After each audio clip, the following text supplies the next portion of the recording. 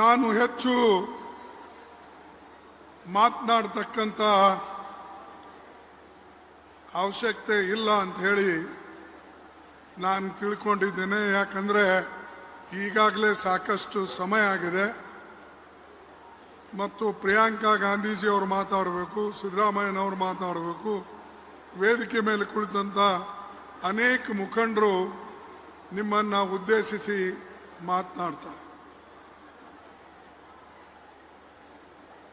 2025 ಇದು ಹೊಸ ವರ್ಷದ ಶುಭಾರಂಭ ಮತ್ತು ಈ ಹೊಸ ವರ್ಷದಲ್ಲಿ ನಾವು ಜೈ ಬಾಪು, ಜೈ ಭೀಮ್, ಜೈ ಸಂವಿಧಾನ್ ಈ ರ್ಯಾಲಿಯನ್ನು ಇವತ್ತು 27 ಡಿಸೆಂಬರ್ಗೆ ಆಗಬೇಕಾಗಿತ್ತು. ಆದರೆ ಡಾಕ್ಟರ್ ಮನಮೋಹನ್ ಸಿಂಗ್ ಜಿ ಅವರ ನಿಧನದಿಂದ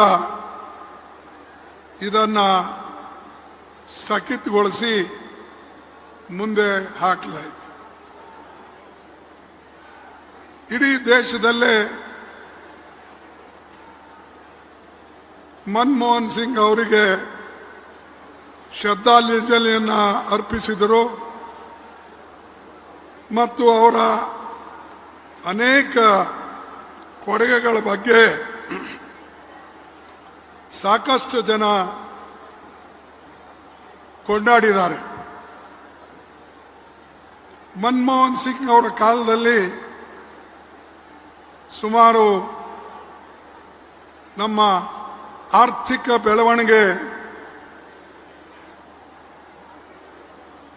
UPA ಸರ್ಕಾರದ 10% ವರೆಗೆ ಬಂದಿತ್ತು. ಆದರೆ ಆವರೇಜ್ 10 ವರ್ಷದಲ್ಲಿ 7.8% GDP ಗ್ರೋತ್ ಇದು ಸತತವಾಗಿ ನಡ್ಕೊಂಡು ಬಂತು.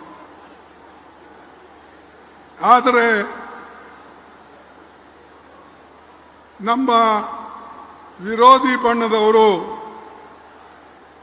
ಅನೇಕ ಮಾತುಗಳನ್ನು ಮತ್ತು ಟೀಕೆಯನ್ನು ಕಾಂಗ್ರೆಸ್ ವಿರುದ್ಧ ಮಾತನಾಡಿದರು. ಮನಮೋಹನ್ ಸಿಂಗ್ ಅವರು ಒಬ್ಬ ಆರ್ಥಿಕ ತಜ್ಞ. 2004ರಲ್ಲಿ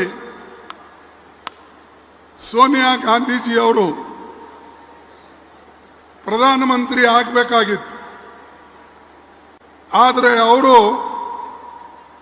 ಆ ಪ್ರಧಾನಮಂತ್ರಿ ಪದವನ್ನು ಸ್ವೀಕಾರ ಮಾಡಲಿಲ್ಲ, ಅವರು ತ್ಯಾಗ ಮಾಡಿದರು ಮತ್ತು ಒಬ್ಬ ಅರ್ಥಶಾಸ್ತ್ರಜ್ಞ ಮನಮೋಹನ್ ಸಿಂಗ್ ಅವರಿಗೆ ಕುರ್ಚಿ ಮೇಲೆ ಕುಳಿಸ್ಬಿಟ್ರು ಪ್ರಧಾನಮಂತ್ರಿಯಾಗಿ. ನಾವು ಇವತ್ತು ಆ ರೀತಿಯಾಗಿ ತ್ಯಾಗ ಬಲಿದಾನ ಮಾಡಕ್ಕೆ ತಯಾರಿದ್ದೇವಾ ಅಂತಕ್ಕಂಥ ಪ್ರಶ್ನೆ ನಮ್ಮ ಮುಂದೆ ಬರ್ತದೆ. ಈ ದೇಶಕ್ಕಾಗಿ ಇಂದಿರಾ ಗಾಂಧೀಜಿ ಅವರು ತ್ಯಾಗ ಮಾಡಿದ್ರು, ರಾಜೀವ್ ಗಾಂಧಿ ಅವರು ತ್ಯಾಗ ಮಾಡಿದ್ರು, ಸೋನಿಯಾ ಗಾಂಧಿಯಾಗಿ ರಾಜಕೀಯವಾಗಿ ತ್ಯಾಗ ಮಾಡಿದ್ರು. ಅಷ್ಟೇ ಅಲ್ಲ, ದೇಶದ ಏಳಿಗೆಗಾಗಿ ಅವರು ಅನೇಕ ಕಾರ್ಯಕ್ರಮಗಳನ್ನು ಸೋನಿಯಾ ಗಾಂಧಿ ಅವರು ಮನಮೋಹನ್ ಸಿಂಗ್ ಅವರು ಕೊಟ್ಟರು. RTI ಆಕ್ಟ್ ಇರ್ಬೋದು, RT ಆಕ್ಟ್ ಇರ್ಬೋದು, ಫುಡ್ ಸೆಕ್ಯೂರಿಟಿ ಇರ್ಬೋದು, ಮನ್ರೇಗಾ ಇರ್ಬೋದು, ಫಾರೆಸ್ಟ್ ರೈಟ್ಸ್ ಆಕ್ಟ್ ಇರ್ಬೋದು, ಭೂಮಿ ಅಧಿಗ್ರಹಣ, ಇಂಥ ಕಲ್ಯಾಣಕಾರಿ ಯೋಜನೆಗಳು ಯಾರಾದರೂ ತಂದಿದ್ರೆ ಯಾರಾದರೂ ತಂದಿದ್ರೆ ಅದು ಸೋನಿಯಾ ಗಾಂಧೀಜಿ ಅವರು ತಂದಿದ್ದಾರೆ ಅನ್ನತಕ್ಕಂಥ ಮಾತನ್ನ ನಾನು ಸ್ಪಷ್ಟಪಡಿಸ್ತೇನೆ. ಇದು ಬಡವರಿಗಾಗಿ, ಬಡವರ ಏಳಿಗೆಗಾಗಿ ಇಂಥ ಯಾವುದೇ ಒಂದು ಕಾರ್ಯಕ್ರಮ NDA ಸರ್ಕಾರ ತಂದು ಕೊಟ್ಟಿದ್ದೇನಾ?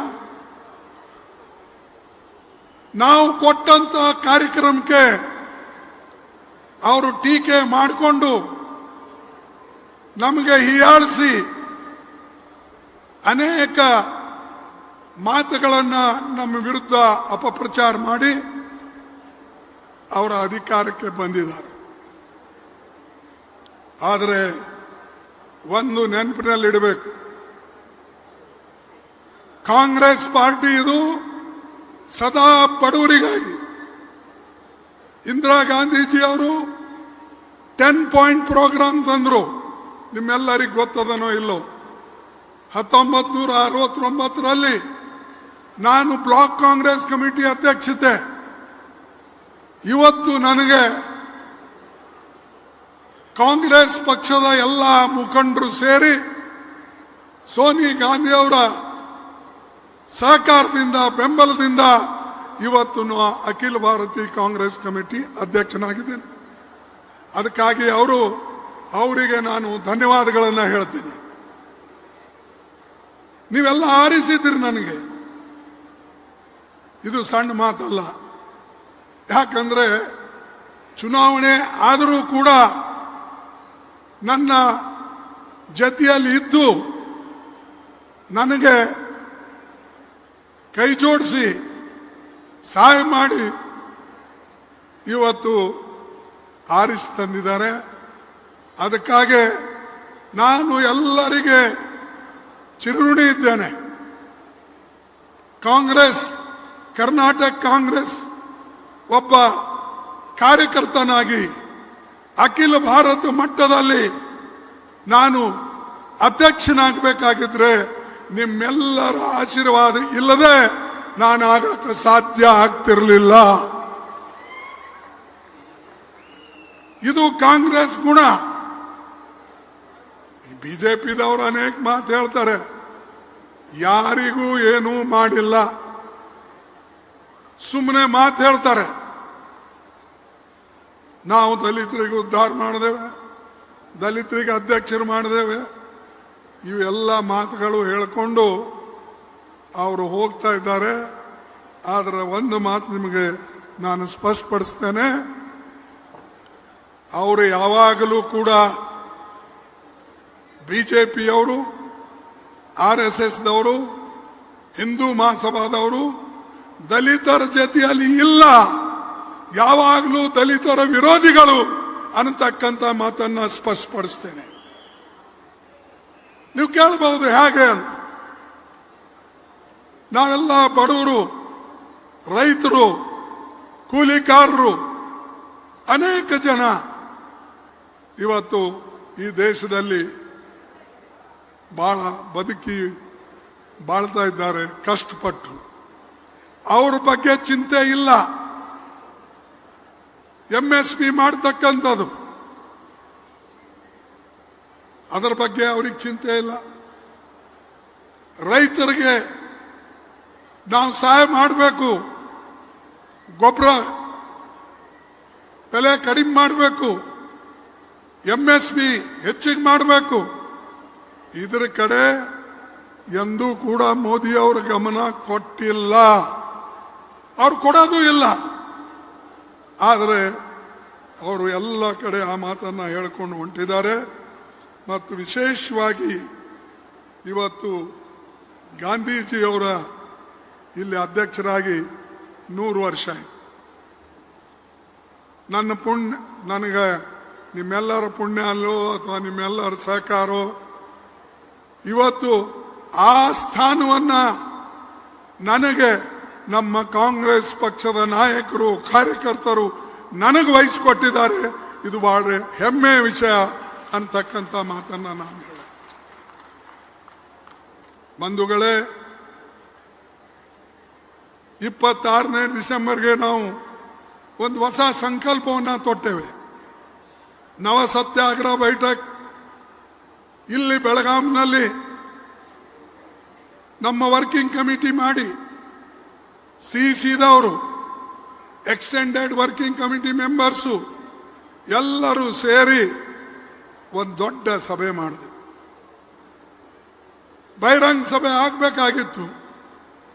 ಇದು ಡಾಕ್ಟರ್ ಮನಮೋಹನ್ ಸಿಂಗರ ಒಂದು ಆಕಸ್ಮಿಕ ಮರಣದಿಂದ ನಾವು ಮುಂದೆ ಹಾಕಬೇಕಾಯಿತು. ನಾನು ಬೆಳಗಾವಿ ಜನತೆಗೆ ಕೆಪಿಸಿಸಿ ಹಾಗೂ ಸಿದ್ದರಾಮಯ್ಯ ಅವರ ಸರ್ಕಾರ ಆರ್ಗನೈಸೇಷನ್ನವರು ಸೇರಿ ಬಹಳ ಒಳ್ಳೆ ರೀತಿಯಿಂದ ಬೆಳಗಾವಿಯಲ್ಲಿ ದೊಡ್ಡ ಸಭೆಯನ್ನು ನೀವು ನಡೆಸಿ ಇಡೀ ದೇಶದ ಜನರಿಗೆ ತೋರಿಸಿದ್ದೀರಿ. ಎಲ್ಲಕ್ಕಿಂತಲೂ ಕಾಂಗ್ರೆಸ್ ಬಲಶಾಲಿ ಎಲ್ಲಾದರೂ ಇದ್ರೆ ಅದು ಕರ್ನಾಟಕದಲ್ಲಿದೆ ಅಂತಕ್ಕಂಥದ್ದನ್ನು ನೀವು ತೋರಿಸ್ಕೊಟ್ಟಿರಿ. ಇಷ್ಟೊಂದು ಒಳ್ಳೆ ವ್ಯವಸ್ಥೆ, ಒಳ್ಳೆ ಕಾರ್ಯಕ್ರಮಗಳು ಬೇರೆ ಎಲ್ಲೂ ಕೂಡ ನಾನು ನೋಡಿಲ್ಲ. ಇಲ್ಲಿ ಕರ್ನಾಟಕದಲ್ಲಿ ಮಾತ್ರ ನಮ್ಮ ಕಾಂಗ್ರೆಸ್ ಅಧ್ಯಕ್ಷರು, ಮುಖಂಡರುಗಳು, ಕಾರ್ಯಕರ್ತರು, ಮುಖ್ಯಮಂತ್ರಿಗಳು ಎಲ್ಲರೂ ಸೇರಿ ನೀವು ಮಾಡಿದ್ದು. ಅದಕ್ಕೆ ನಾನು ನಿಮ್ಮೆಲ್ಲ ಜನರಿಗೆ ಮತ್ತೊಮ್ಮೆ ಧನ್ಯವಾದ ಹೇಳ್ತೇನೆ. ಮತ್ತು ಬೆಳಗಾವಿ ಇದು ಕಿತ್ತೂರು ರಾಣಿ ಚೆನ್ನಮ್ಮ ಅವರ ಜನ್ಮಭೂಮಿ. ಮಹಾನ್ ವೀರ್ ನಾರಿ ಈ ಒಂದು ಬೆಳಗಾವಿಯಲ್ಲಿ ಹುಟ್ಟಿ ದೇಶದ ಸ್ವಾಭಿಮಾನಕ್ಕಾಗಿ, ದೇಶದ ಜನರ ರಕ್ಷಣೆಗಾಗಿ ಅವರು ಹೋರಾಟವನ್ನು ಮಾಡಿದ್ರು. ಅದಕ್ಕಾಗಿ ಇದು ರಾಣಿ ಚೆನ್ನಮ್ಮನ ಒಂದು ಊರು ಅಂತಕ್ಕಂಥದ್ದನ್ನು ನಾನು ಹೇಳ್ತೇನೆ. ಇದೇ ರೀತಿಯಾಗಿ ಬಿಜೆಪಿ, RSS ಇವರ ವಿರುದ್ಧ ಹೋರಾಟ ಮಾಡತಕ್ಕಂಥ ನಮ್ಮಲ್ಲಿ ಯಾರಾದರೂ ಶಕ್ತಿಶಾಲಿ ಒಬ್ಬ ಹೆಣ್ಣುಮಗಳಿದ್ರೆ, ಸ್ತ್ರೀ ಇದ್ರೆ ಅದು ಪ್ರಿಯಾಂಕಾ ಗಾಂಧಿ ಅವರು ಅನ್ನತಕ್ಕಂಥ ಮಾತನ್ನ ನಾನು ಹೇಳ್ತೇನೆ. ಅವ್ರ ಹತ್ರ ಧೈರ್ಯ ಇದೆ. ಅವರು ಕಾಣಕ್ಕೆ ಸ್ವಲ್ಪ ಮೆತ್ತಗೆ ಕಾಣ್ತಾರೆ, ನಿಮಗೆ ಸ್ವಲ್ಪ ಅವ್ರಿಗೆ ಮುಟ್ಟು ನೋಡಿ ಗೊತ್ತಾಗ್ತದೆ. ಯಾಕಂದ್ರೆ ಅವ್ರು ಎಂದೂ ಕೂಡ ಯಾರಿಗೂ ಹೆದರಲ್ಲ. ಹೆದರದೇ ಇರ್ತಕ್ಕಂಥ ನಮ್ಮ ಕಿತ್ತೂರು ಚೆನ್ನಮ್ಮ ಯಾರಪ್ಪ ಅಂದ್ರೆ ಪ್ರಿಯಾಂಕಾ ಗಾಂಧಿ ಅವರು. ನಮ್ಮ ಝಾನ್ಸಿ ಕಿ ರಾಣಿ ಯಾರಪ್ಪ ಅಂದ್ರೆ ಪ್ರಿಯಾಂಕಾ ಗಾಂಧಿ ಅವರು. ನಾನು ಇದನ್ನ ಹೊಗಳ್ತಾ ಇಲ್ಲ, ಅಷ್ಟು ಶಕ್ತಿ ಇದೆ. ತಂದೆಯನ್ನ ಕಳ್ಕೊಂಡು ತಾಯಿ ರಕ್ಷಣೆ ಮಾಡಿ 4-5 ವರ್ಷದ ಮಕ್ಕಳಿದ್ದಾಗ ಬೆಳೆದು ಬಂದು ಇವತ್ತು ರಾಹುಲ್ ಗಾಂಧಿ ಅವರು ಮತ್ತು ಪ್ರಿಯಾಂಕಾ ಗಾಂಧಿ ಅವರು ದೇಶದಲ್ಲೇ ತಮ್ಮ ಹೆಸರನ್ನ ಮಾಡಿದ್ದಾರೆ. ಯಾರಲಿಂದ ಸಾಧ್ಯ ಇದೆ? ನಾವೇನೋ ಮನೆಯಾಗ ಏನಾರು ಸ್ವಲ್ಪ ಸಣ್ಣದ ಅನಾಹುತ ಆದ್ರೆ ಎಲ್ಲರೂ ಕುಂತು ಅಳ್ತೇವೆ, ಏನ್ರಿ ಹಿಂಗಾಯ್ತು, ನಂದು ಹಂಗಾಯ್ತು ಅಂತ ಹೇಳಿ. ಆದರೆ ಅವರು ಎಂದೂ ಕೂಡ ತನ್ನ ಕೊರತೆ, ತನ್ನ ಕಮ್ಜೋರಿ ಅವ್ರು ತೋರಿಸಲಿಲ್ಲ. ಇಂಥ ಒಂದು ಗಾಂಧಿ ಕುಟುಂಬ. ಈ ಗಾಂಧಿ ಕುಟುಂಬಕ್ಕೆ ಈ ಶಾನು ಬೈತಾನೆ, ಮೋದಿನೂ ಬೈತಾನೆ, ಕೆಲವು ಅವ್ರ ಚಮಚಗಳು ಬೈತಾರೆ. ಅರೆ ನೀವು ಮಾಡಿ ತೋರಿಸಿರಪ್ಪ, ನೀವಂತೂ ಮಾಡೋ ಶಕ್ತಿ ಇಲ್ಲ. ಮಾಡೋರಿಗೆ ಬೆಂಬಲ ಕೊಡೋದು ಬಿಟ್ಟು ಅವ್ರಿಗೆ ಟೀಕೆ ಮಾಡ್ತೀರಿ. ಅದಕ್ಕೆ ಬಂಧುಗಳೇ, ಇಂಥ ಜನ ನಮ್ಮ ಪಕ್ಷದಲ್ಲಿದ್ದಾರೆ. ಸ್ತ್ರೀ ಶಕ್ತಿ ಇದೆ ನಮ್ಮಲ್ಲಿ, ಯುವ ಶಕ್ತಿ ಇದೆ.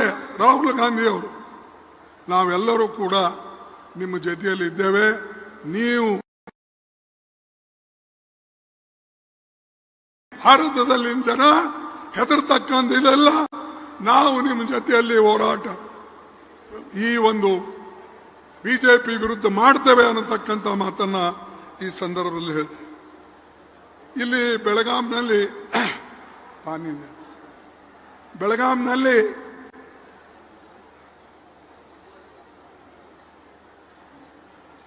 ಒಂದು ಅಧಿವೇಶನ ಆಯಿತು. ಆ ಅಧಿವೇಶನದಲ್ಲಿ ನಮ್ಮ ಮಹಾತ್ಮ ಗಾಂಧೀಜಿಯವರು ಒಂದು ಮಾತನ್ನ ಹೇಳಿದ್ರು. ಅದು ಹಿಂದಿ ಒಳಗಿದೆ, ನಾನು ಹೇಳ್ತೀನಿ. आपने जो प्रेम और सम्मान दिया शायद ही कोई अध्यक्ष उससे अधिक की उम्मीद कर सकता है. ಇದು ಗಾಂಧೀಜಿ ಹೇಳಿದ್ದು. ಬೆಳಗಾವಿನಲ್ಲಿ ನನಗೇನು ಗೌರವ ಸಿಕ್ತೋ ಅದನ್ನ ಬೇರೆ ಕಡೆ ನನಗೆಲ್ಲೂ ಸಿಕ್ತಿತ್ತೋ ಇಲ್ಲೋ ಗೊತ್ತಿಲ್ಲ. ಅದಕ್ಕಾಗಿ ನಾನು ಇಲ್ಲಿನ ಒಂದು ಸನ್ಮಾನ ನೀವು ಕೊಟ್ಟಿದ್ದು ನೋಡಿದ್ರೆ ನಾನು ನಿಮ್ಗೆಲ್ಲರಿಗೆ ಧನ್ಯವಾದಗಳನ್ನು ಹೇಳ್ತೇನೆ ಅಂತ ಗಾಂಧೀಜಿ ಹೇಳಿದ್ದು, ನಿಮ್ಮ ಬಗ್ಗೆ ಮಾತಾಡಿದ್ದು. ಇಂಥ ಬೆಳಗಾವಿ ಬಂಧುಗಳೇ, ಎರಡನೇದಾಗಿ ಅವ್ರು ಇನ್ನೊಂದು ಮಾತು ಹೇಳಿದ್ರು. मैं जिंदा रहना चाहता हूं तो भारत के लिए, मैं जिंदा रहना चाहता हूं भारत के लिए, मरना चाहता हूं तो भी भारत के लिए. ಇದು ಮಹಾತ್ಮ ಗಾಂಧಿ ಅವರ ಸ್ಲೋಗನ್. ಬೆಳಗಾಂನಲ್ಲಿ ಕೊಟ್ಟಿದ್ದು.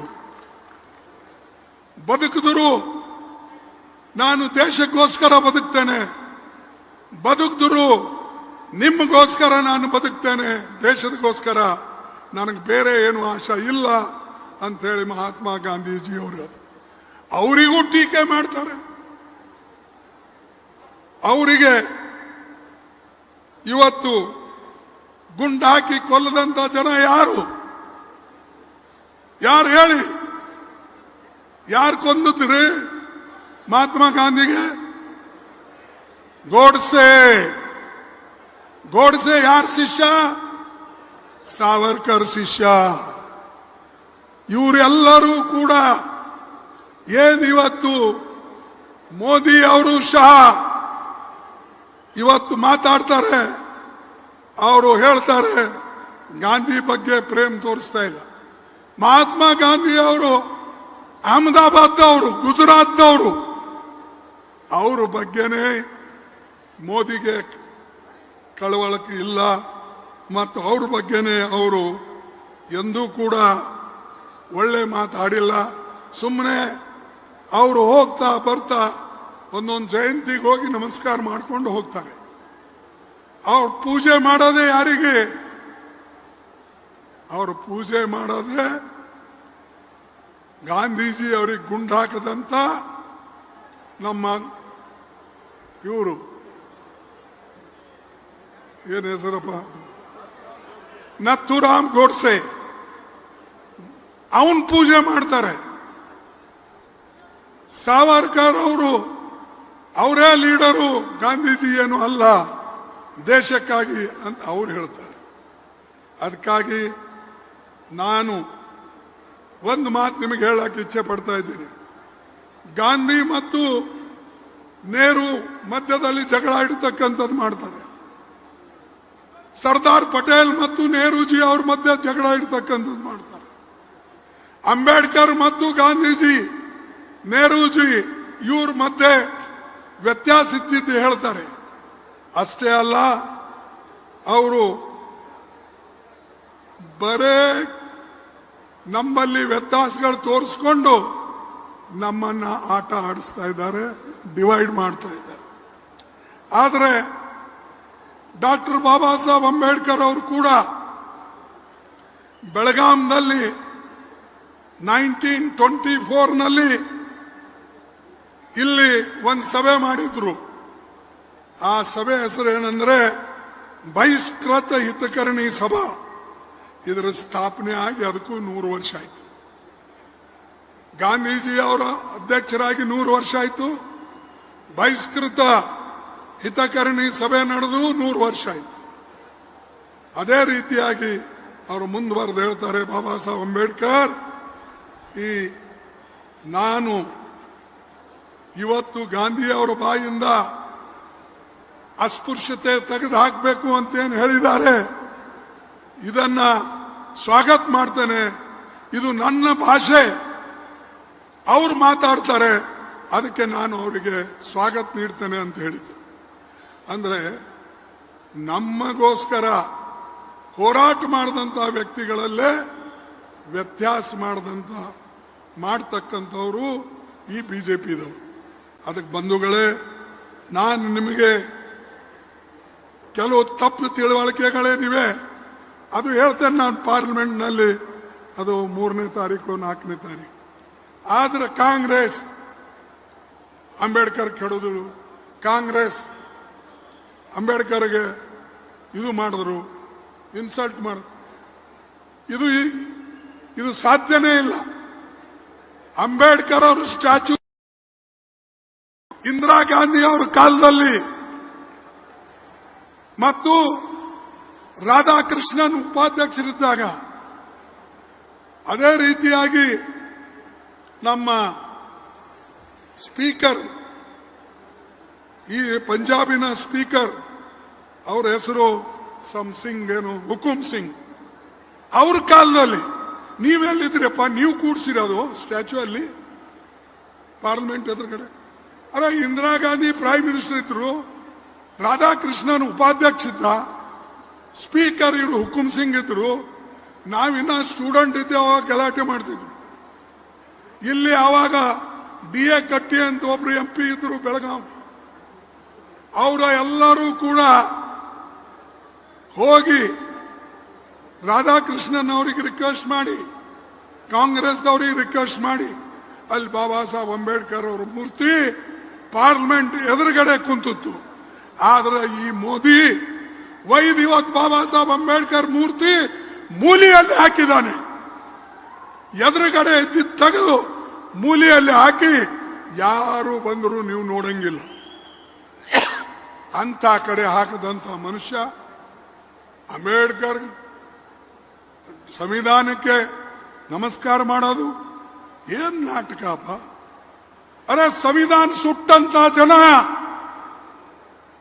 ಬಾಬಾ ಸಾಹೇಬ್ರ ಮೂರ್ತಿ ಸುಟ್ಟಂತವ್ರು, ಪಂಡಿತ್ ಜವಾಹರ್ಲಾಲ್ ನೆಹರು ಅವರ ಪುತ್ಥಳಿ ಸುಟ್ಟಂತವ್ರು ಯಾರು ಇದ್ರೆ ಅದು ಬಿಜೆಪಿದವರು, RSS ದವರು, Hindu ಮಹಾಸಭಾದವರು.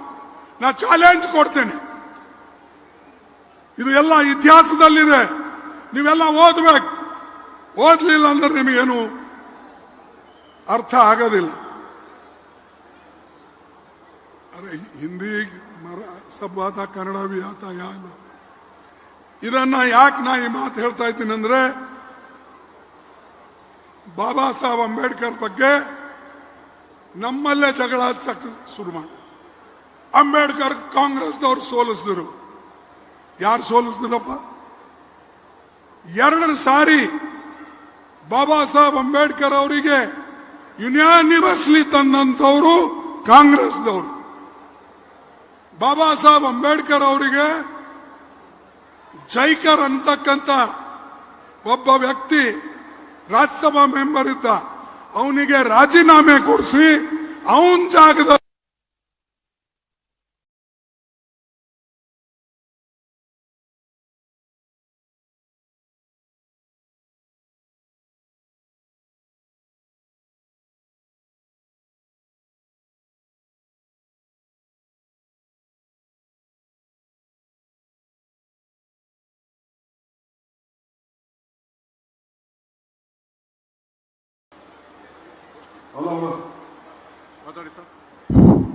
Thank you. Pandit Jawaharlal Nehru ಅವರು, ಮಹಾತ್ಮ ಗಾಂಧೀಜಿ ಅವರು ಬಾಂಬೆನ MR ಜೈಕರ್ ಅಂತ ಹೇಳಿ ಅವರಿಗೆ ರಾಜೀನಾಮೆ ಕೊಡಿಸಿ ಅವ್ರ ಜಾಗದಲ್ಲಿ ಬಾಬಾ ಸಾಹೇಬ್ ಅಂಬೇಡ್ಕರ್ ಅವರಿಗೆ ಆರಿಸ್ತಂದವರು ಕಾಂಗ್ರೆಸ್ನವರು, ಪಂಡಿತ್ ಜವಾಹರ್ಲಾಲ್ ನೆಹರು ಅವರು, ಮಹಾತ್ಮ ಗಾಂಧಿ ಅವರು. ನಮಗೆ ಹೇಳ್ತೀರಿ ಕಾಂಗ್ರೆಸ್ದವರು ಸೋಲಿಸಿದ್ರು, ಅವರಿಗೆ ಪುತ್ಥಳಿ ಕೂಡಿಸಲಿಲ್ಲ, ಅವರಿಗೆ ಅಪ್ಪ. ನೀವೇನ್ ಮಾಡಿದಿರಪ್ಪ? ನೀವಂತೂ ಸಂವಿಧಾನ ಸುಟ್ಟವರು. ನೀವು ಅಂಬೇಡ್ಕರ್ ಫೋಟೋ ಸುಟ್ಟವರು, ನೆಹರು ಅವರು ಫೋಟೋ ಸುಟ್ಟವರು ರಾಮಲೀಲಾ ಮೈದಾನದಲ್ಲಿ. ನಮಗೆ ಹೇಳಕ್ ಬರಬೇಡಿ. ನಮಗೆ ನೀವು ಕೆಣಕಿದ್ರೆ ನಾವು ಬೆಂಕಿ ಇದ್ದಂಗೆ, ನೀವು ಸುಟ್ಟು ಹೋಗ್ತೀರಿ, ನೀವು ಬದುಕಂಗಿಲ್ಲ. ನಮಗೆ ಕೆಣಕಕ್ಕೆ ಹೋಗ್ಬೇಡಿ. ಹಾಗೆ ಜಗಳ ಹಚ್ಚಿ ಬದುಕ್ತೇವೆ ಅಂದ್ರೆ ಸಾಧ್ಯ ಇಲ್ಲ. ಬಾಬಾ ಸಾಹೇಬ್ ಅಂಬೇಡ್ಕರ್ಗೆ ಕಾಂಗ್ರೆಸ್ ಪಾರ್ಟಿ ಸನ್ಮಾನ ಕೊಡ್ತು. ಮತ್ತು ಅವ್ರಿಗೆ ಡ್ರಾಫ್ಟಿಂಗ್ ಕಮಿಟಿ ಚೇರ್ಮನ್ ಏನ್ ನೀವು ಮಾಡಿದಿರಾ? ಅರೆ ನೀವಂತೂ ಹೇಳಿದ್ರಿ ಬಾಬಾ ಸಾಹೇಬ್ ಅಂಬೇಡ್ಕರ್ ಅವ್ರು ಬರೆದಂತ ಸಂವಿಧಾನ ಇದು ಮನುಸ್ಮೃತಿ ಪ್ರಕಾರ ಇಲ್ಲ, ಅದಕ್ಕಾಗಿ ಇದಕ್ಕೆ ನಾವು ಒಪ್ಪಲ್ಲ, ತಿರಂಗ ಜೆಂಡಾಕ್ ನಾವು ಒಪ್ಪಲ್ಲ, ಅಶೋಕ್ ಚಕ್ರಕ್ಕೆ ನಾವು ಒಪ್ಪಲ್ಲ ಹೇಳದಂತ ಜನ ಇವತ್ತು ನಾಚಿಕೆ ಬರ್ಬೇಕು ಅಂತವ್ರು. ನಿಮ್ಮ 50 ವರ್ಷ ಇತಿಹಾಸದಲ್ಲಿ RSS ದವರಾಗ್ಲಿ ಬಿಜೆಪಿದವರಾಗ್ಲಿ ಈ ದೇಶದ ತಿರಂಗ ಜೆಂಡಾ ಅವ್ರು ಎಂದೂ ಹಾರಿಸಲಿಲ್ಲ, ಅವ್ರ ಆಫೀಸ್ನಲ್ಲಿ ಹಾರಿಸಲಿಲ್ಲ. ಈಗೆಲ್ಲರೂ ಸಂವಿಧಾನ ಯಾವಾಗ ರಾಹುಲ್ ಗಾಂಧಿ ಅವರು ಕೆಂಪು ಪುಸ್ತಕ ತಗೊಂಡು ಭಾರತ್ ಸಂವಿಧಾನ ಭಾರತ್ ಬಚಾವ್ ಸಂವಿಧಾನ ಬಚಾವ್ ಅಂತ ಯಾವಾಗ ಹೊರಟ್ರೋ, ಆ ಸಂವಿಧಾನ ಬಚಾವ್ ಮೂವ್ಮೆಂಟ್ ಯಾವಾಗ ಶುರು ಆಯ್ತೋ ನೀವೆಲ್ಲರೂ ಕೂಡ ಒಂದಾದ್ರಿ. ಆವಾಗ ಮೋದಿ ಅವರು ಕೂಡ संविधान बचाओ ಅಂತ ಈಗ ಹೊಂಟಾರ. अरे संविधान को जलाने वाले तुम हो, संविधान को खत्म करने वाले तुम हो, तुम्हारे हाथ से क्या होता है? तुम तो देश को तोड़ने वाले लोग हैं. और हम राहुल जी तो कन्याकुमारी से लेकर कश्मीर तक भारत जोड़ो यात्रा निकाले. कोई ऐसा किया उनमें? देश के लिए कोई लड़ा है? देश के लिए कोई मरा है? आरएसएस बीजेपी में कोई नहीं. अब सब लोग आ रहे हैं. उनके बड़े बड़े नेता लोग ये बोलते थे हेगड़ेवार और हमारे जो जनसंघ के फाउंडर जो नेता है कि आप जो है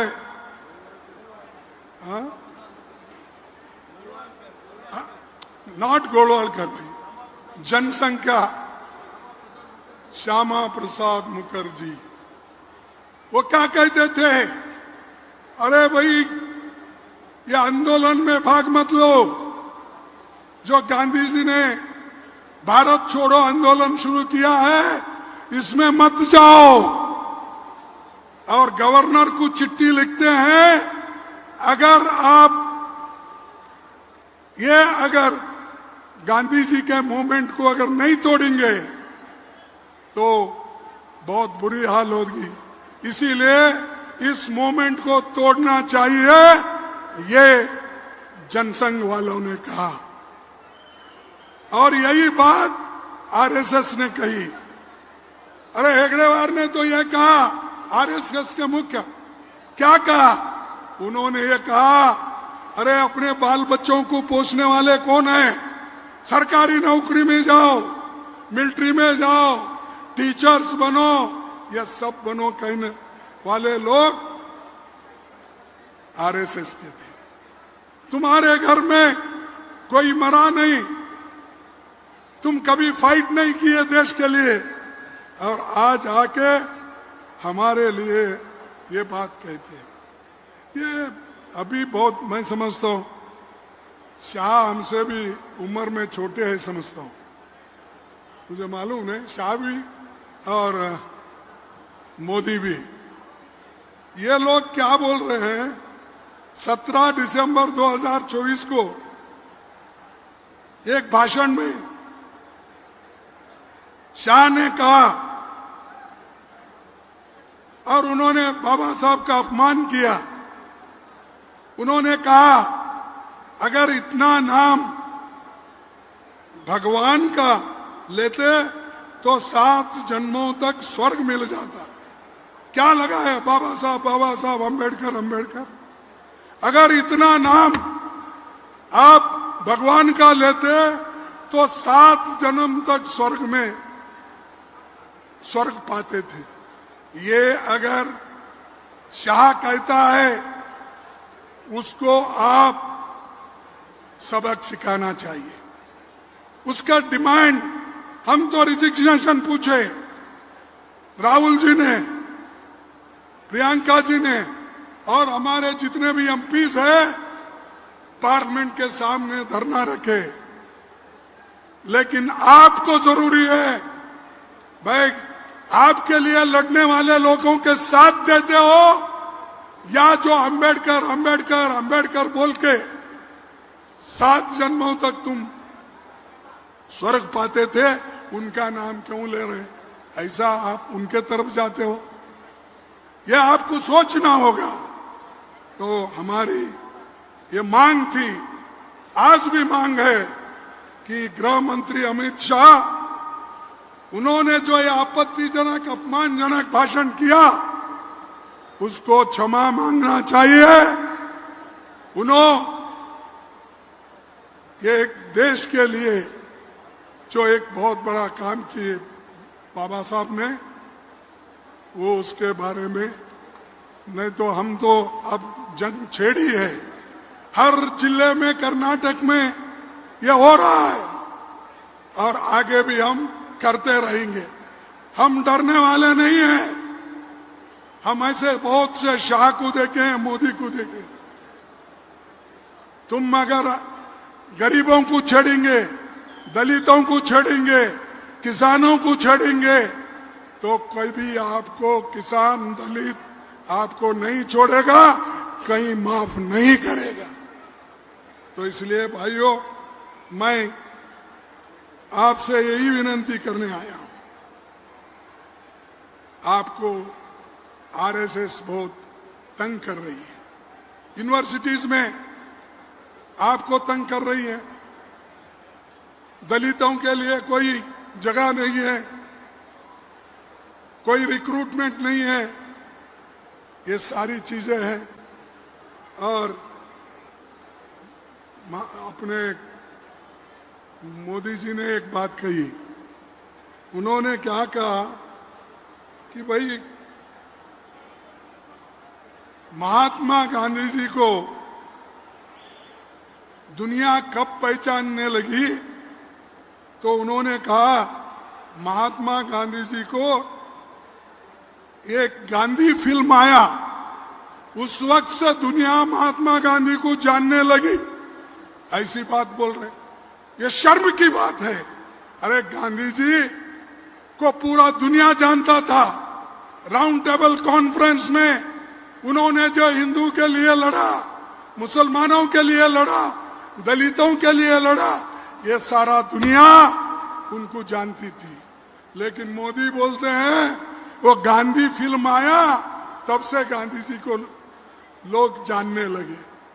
ऐसे जो इतिहास पढ़ते नहीं, जो इतिहास समझते नहीं, ऐसे लोग कुर्सी पे बैठे हैं और इनको आप लोग सबक सिखाइए।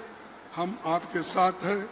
और मैं यही बात आपसे कहूँगा कि जवाहरलाल नेहरू जी ने बहुत बड़ी बात कही है। उन्होंने ये कहा है कि जब गांधी जी ने और खास करके अपने जवाहरलाल नेहरू जी ने ये बात कही, और उन्होंने ये कहा कि जो लोग गांधी जी को मारे हैं उनको कभी बख्शना नहीं, ये उनका कहना है। और अंबेडकर का भी ये कहना है, it is not that India was never an independent country, the point is that she once lost the independence she had. Will she lose it a second time? Will history repeat itself?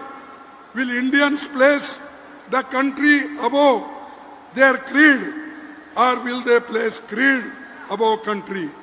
I don't know, but this much is certain, that if the parties place creed above country, our independence will be put in jeopardy a second time and probably be lost forever. This eventuality we must all resolutely guard against. We must be determined to defend our independence with the last drop of our blood. ये बाबा साहब ने कहा, हमारे देश को आखिरी खून का खतरा आपके पास रहने तक देश के लिए लड़ना चाहिए। ऐसे लोग देश के लिए लड़े हैं, एकता के लिए कोशिश किए हैं, लेकिन बीजेपी के लोग और आज के जो प्रधानमंत्री, होम मिनिस्टर, ये कभी देश के लिए नहीं लड़ते, कुर्सी के लिए लड़ते हैं। कुर्सी के लिए पूरा कोशिश करते हैं, हर इलेक्शन हराने की कोशिश करते हैं। और आज जो ये काम कर रहे हैं कि हर संस्था को बर्बाद करने का, वो काम मैं समझता हूँ ये अनडेमोक्रेटिक है, डेमोक्रेटिक के लिए ठीक नहीं है और जनता के लिए भी ठीक नहीं है। तो मैं अपने बात को यही कहूंगा कि आज बीजेपी के लोग, आरएसएस के लोग मूल मुद्दों को किनारे करने के लिए हर मस्जिद के नीचे एक मंदिर ढूंढ रहे हैं। अरे क्यों भाई? क्या भागवत ने खुद ही बोला, हर मंदिर में हर मस्जिद के नीचे एक शिवलिंग ढूंढने की जरूरत नहीं बोला। फिर भी रोज उठ के वही काम करते, हिंदू मुसलमान, हिंदू मुसलमान। लेकिन ये पछताएंगे। देश की यूनिटी के लिए ये बहुत बड़ा काम कांग्रेस करती है और हमारे आंदोलन के लिए आखिरी बात मैं आपको कहना चाहूंगा, हमारे जवाहरलाल नेहरू जी ने एक बात कही,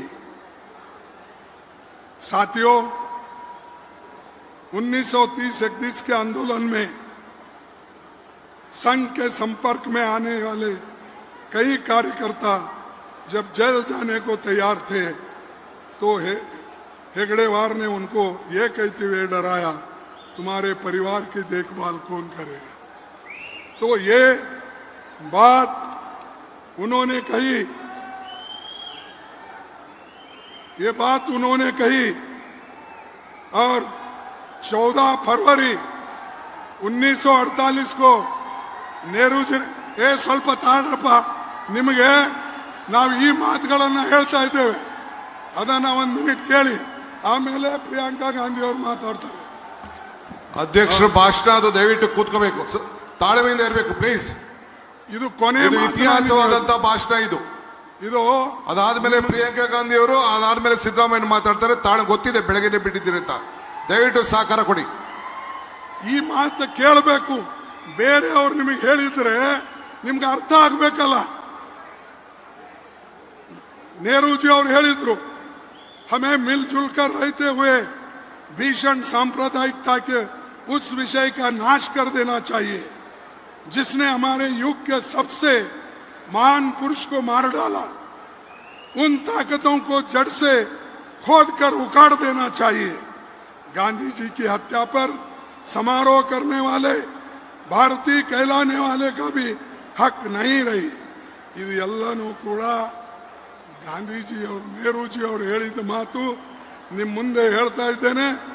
ನಾನು ಹೆಚ್ಚಿಗೆ ಇನ್ನೂ ನಿಮ್ಮ ಮುಂದೆ ಮಾತಾಡದೆ ಒಂದು ನಿಮಗೆ ತೋರಿಸ್ತೇನೆ. ಬಾಬಾ ಸಾಹೇಬ್ ಅಂಬೇಡ್ಕರ್ ಒಂದು ಪತ್ರವನ್ನ ಅವರ ಒಬ್ಬ ಗೆಳೆಯನಿಗೆ ಬರೆದಿದ್ದಾರೆ. ಏನಂತ ಬರೆದಿದ್ದಾರೆ? ನನ್ನ ಸೋಲಿಗೆ ಬೇರೆ ಯಾರೂ ಕಾರಣರಲ್ಲ, ನನ್ನ ಸೋಲಿಗೆ ಸಾವರ್ಕರ್ ಮತ್ತು ಎಸ್.ಎ. ಡಾಂಗೆ ಇವರಿಬ್ರು ಸೇರಿ ನನಗೆ ಸೋಲಿಸಿದ್ದಾರೆ ಅಂತಕ್ಕಂಥ ಮಾತು ಈ ಪತ್ರದಲ್ಲಿದೆ. ಇದು ಕೈಯಿಂದ ಬರೆದಂತ ಪತ್ರ. ಆದ್ರೆ ನೀವು ಯಾರು ನೋಡೋದಿಲ್ಲ, ಕೇಳೋದಿಲ್ಲ. ಬಿಜೆಪಿದವ್ರು ಏನ್ ಹೇಳಿದ್ರೆ ಅದನ್ನ ತಿಳ್ಕೊಳ್ತೀರಿ, RSS ಹೇಳಿದ್ದನ್ನ ತಿಳ್ಕೊಳ್ತೀರಿ. ಇದು ಅವ್ರ ಹ್ಯಾಂಡ್ ರೈಟಿಂಗ್ ಇದೆ. ಇದು ಅವರು ಕಮಲ್ನಾಥ್ ಅಂತೇಳಿ ಅವರು ಕಮಲಾಕಾಂತ್ ಅಂತೇಳಿ ಅವ್ರ ಫ್ರೆಂಡ್ಗೆ ಬರೆದಿದ್ದ ಪತ್ರ ಇದು. ಅದಕ್ಕೆ ಬಂಧುಗಳೇ, ನೀವೆಲ್ಲರೂ ಒಂದಾಗಿ ಕಾಂಗ್ರೆಸ್ ಪಾರ್ಟಿಗೆ ಸಪೋರ್ಟ್ ಮಾಡಿ, ಮುಂದೆ ನಾವು ಎಲ್ಲರೂ ಕೂಡ ಒಕ್ಕಟ್ಟಾಗಿ ಪುನಃ ಕಾಂಗ್ರೆಸ್ ಪಾರ್ಟಿಯಲ್ಲಿ ತರ್ತೇವೆ. ಮುಂದೆ ಬರ್ತಕ್ಕಂಥ ಜಿಲ್ಲಾ ಪಂಚಾಯತ್, ತಾಲೂಕಾ ಪಂಚಾಯತ್, ಮುನ್ಸಿಪಾಲ್ಟಿಯಲ್ಲಿ ನೀವು ಒಕ್ಕಟ್ಟಾಗಿ ಎಲ್ಲರನ್ನ ಗೆಲ್ಲಿಸಬೇಕು ಅಂತ ಹೇಳಿ ಅದು ಕೂಡ ನಿಮಗೆ ಅಪೀಲ್ ಮಾಡ್ತೇನೆ. ಇಷ್ಟು ಹೇಳಿ ನನ್ನ ಮಾತನ್ನು ಮುಗಿಸ್ತೇನೆ. ಜೈ ಹಿಂದ್, ಜೈ ಕರ್ನಾಟಕ.